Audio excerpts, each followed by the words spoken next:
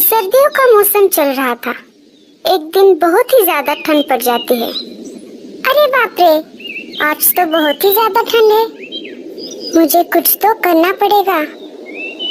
अगर मेरा घोंसला मुझे गर्म रखना है तो मुझे आग जलाने के लिए लकड़ियाँ जमा करनी पड़ेगी, नहीं तो मैं इस ठंड में मर ही जाऊंगी। लेकिन मैं काम अकेली नहीं कर सकती, मुझे किसी की मदद लेनी पड़ेगी।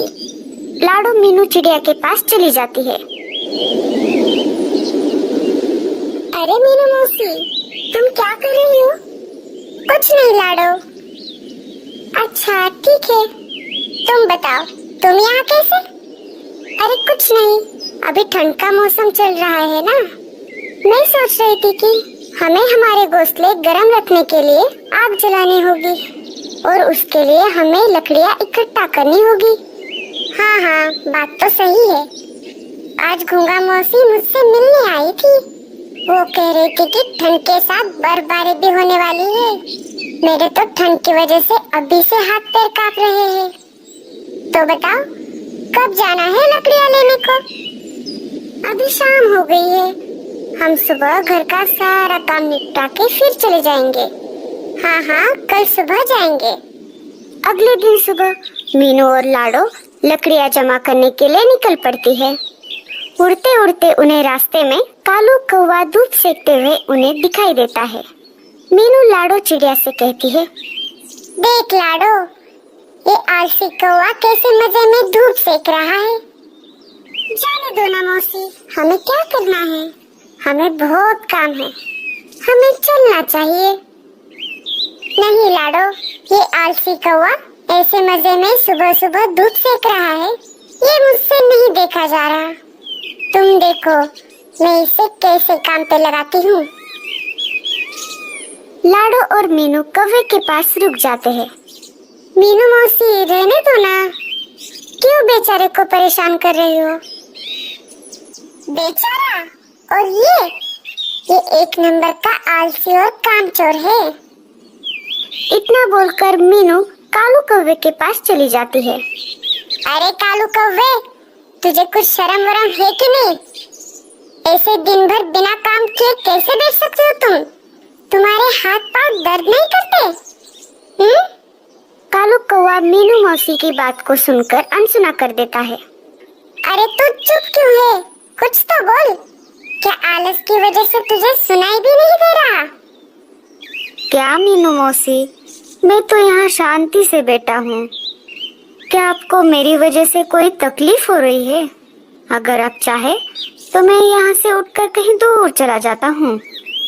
अरे आलसी कौवे, मुझे मालूम है तू कितना कामचोर है, और वैसे भी तुझे कुछ और आता भी नहीं, और दिन भर बस आराम से सोता रहता है तू। नहीं नहीं मीनू मौसी, मैं कामचोर नहीं हूँ, मैं कुछ भी काम कर सकता हूँ। अच्छा ऐसी बात है, तो चल मेरे साथ। मैं और लाडो घोंसले गरम रखने के लिए लकड़ियाँ जमा करने के लिए जंगल में जा रहे हैं। तू भी चल हमारे साथ।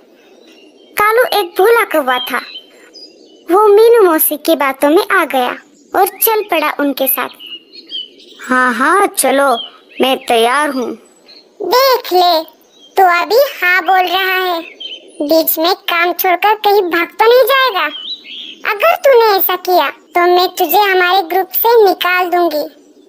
तो बैठे रहना रात में ठंड में ठिठुरते हुए। नहीं नहीं मौसी, मैं आ रहा हूँ ना तुम्हारे साथ।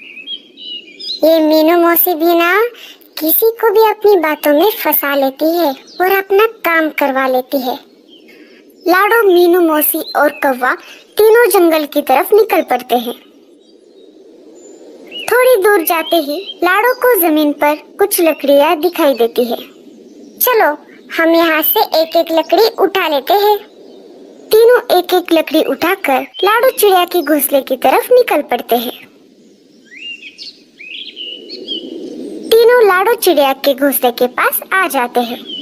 तभी मीनू चिड़िया लाडो से कहती है, लाडो तुम्हारा घोंसला तो बहुत छोटा है, अगर हम यहाँ लकड़ियाँ इकट्ठा करेंगे तो घोंसले में रहने के लिए जगह नहीं रहेगी।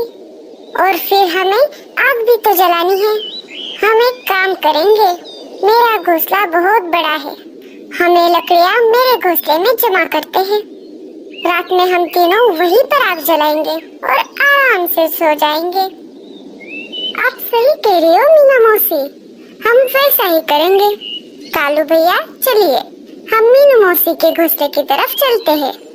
कालू लाडो की हाँ में हाँ मिलाकर पीछे पीछे चल पड़ता है। तीनों मिलकर लकड़ियाँ मौसी के घोंसले में रख देते हैं। चलो, हमें और भी लकड़ियाँ लानी पड़ेगी। ये लकड़ियाँ तो हमें आग जलाने में कम पड़ जाएंगी, हमें कुछ और लकड़ियों की जरूरत पड़ेगी। तभी मीनू चिड़िया पाँव में मोचाने का झूठा नाटक करती है। अरे बाप रे, ओए माँ, मर गई रे, शायद मेरे पैर में मोच आई है, मैं अब लकड़ियाँ नहीं उठा पाऊंगी। कोई बात नहीं मौसी, आप आराम कीजिए, मैं और कालू भैया जाकर लकड़ियाँ जमा कर देंगे। इतना बोलकर लाडू और कालू वहाँ से लकड़ियाँ लाने के लिए उड़ जाते हैं। दिन भर दोनों लकड़ियाँ जमा कर रहे थे।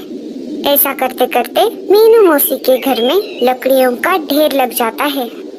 अरे वाह, इसे कहते हैं सुकून की जिंदगी। रात में तीनों मिलकर मौसी के घर आग जला लेते हैं और आराम से सो जाते हैं। जब सुबह हो जाती है, कालू कहता है कि कल तो बहुत अच्छी नींद आई मुझे, लेकिन अब मुझे बहुत ज्यादा भूख लग रही है। भूख तो मुझे भी लगी है कालू भैया, देखते हैं मीनू मौसी के घर कुछ खाने के लिए है कि नहीं। लाडो मीनू मौसी से कहती है, अरे मीनू मौसी, हमें बहुत भूख लगी है, क्या आपके पास कुछ खाने को है? हाँ हाँ, मेरे पास थोड़ा अनाज बचा है, ये लो। आखिर तुमने हमारे लिए इतना सारा काम जो किया है। दोनों थोड़ा थोड़ा करके अनाज खा लेते हैं। खाना खाने के बाद लाडो कालू से कहती है, चलो कालू भैया, हमें और लकड़ियाँ जमा करनी होगी। तभी मौसी उन दोनों को रोक लेती है और कहती है, लाडो तुम एक काम करो, तुम लकड़ियों के बजाय अनाज जमा करो।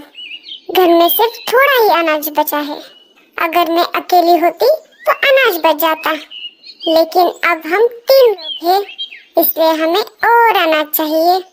आप सही कह रही हो मौसी, मैं और कालू भैया अभी निकलते हैं।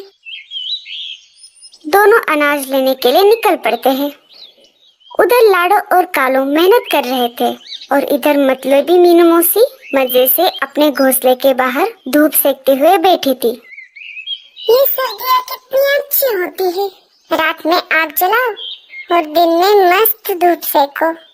ये दोनों अनाज लेकर वापस आए, तब तक मुझे घर का दरवाजा अंदर से बंद कर लेना चाहिए। मैंने उन दोनों से झूठ कहा है कि अनाज खत्म हुआ है, लेकिन ऐसा नहीं है, मैंने बहुत सारा अनाज पहले से ही जमा करके रखा हुआ है। अब मेरे पास रात में आग जलाने के लिए लकड़ियाँ भी बहुत है। मेरी पूरी सर्दियाँ ऐसे ही मस्त निकल जाएंगी। इधर लाडू और कालू अनाज ढूंढते ढूंढते बहुत दूर तक आ जाते हैं और उन्हें वापस आते आते रात हो जाती है और इधर मीनू मौसी घर का दरवाजा बंद कर देती है। रात हो जाती है और दोनों मीनू मौसी के घर के बाहर आ जाते हैं। लाडो घर का दरवाजा खटखटाती है। मीनू मौसी, ओ मीनू मौसी, दरवाजा खोलिए, हम हैं। शायद मौसी सो गई है, मैं देखता हूँ। अरे मौसी, जल्द दरवाजा खोलिए, बाहर बहुत ठंड है। अगर तुम थोड़ी देर दरवाजा नहीं खोलोगी तो हम यहीं पर जम जाएंगे। मीनू मौसी को उन दोनों की आवाज सुनाई दे रही थी, लेकिन मतलबी मीनू मौसी ने दरवाजा नहीं खोला। वो चुपचाप अपने घोंसले में सोती रही। कालू भैया, शायद मीनू मौसी सो गई है, चलो हम मेरे घोंसले में चलते हैं। मेरे घोंसले में थोड़ी लकड़ियाँ पड़ी है, हम आज रात वही लकड़ियाँ जलाकर सो जाएंगे। हाँ हाँ, चलो चलो। थोड़ी देर बाद मीनू खिड़की से झांक कर देखती है। मुझे लगता है शायद वो दोनों चले गए होंगे।